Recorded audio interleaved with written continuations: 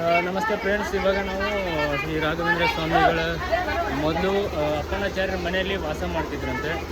ಅವರು ಇನ್ನೂ ಸಪೋರ್ಟ್ ಮಾಡಿಬಿಟ್ಟು ಮನೆಯಲ್ಲಿ ತುಂಬ ದಿನ ಕಾಲ ಕಳೆದಿದ್ದಾರೆ. ಇವತ್ತು ನಾವು ಪ್ಲೇಸನ್ನು ವಿಸಿಟ್ ಮಾಡೋಕ್ಕೆ ಬಂದಿದ್ದೀವಿ. ಸೊ ನೋಡಿ, ನೀವು ರಾಘವೇಂದ್ರ ಸ್ವಾಮಿಗಳು ಇದೇ ಮನೆಯಲ್ಲಿ ಇಟ್ಕೊಂಡು ತಮ್ಮ ಕಾಲವನ್ನು ಕಳೆದಿದ್ದಾರೆ ತುಂಬ ಸಮಯ.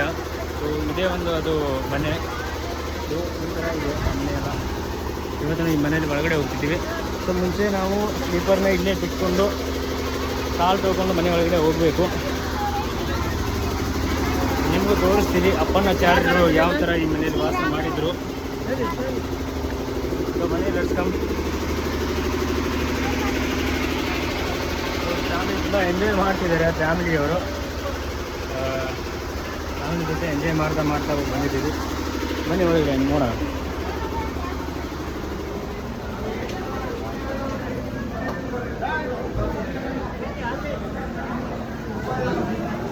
ಇದು ಗ್ರಂಥ ಭಂಡಾರ ಅಪ್ಪನಾಚಾರ್ಯರು.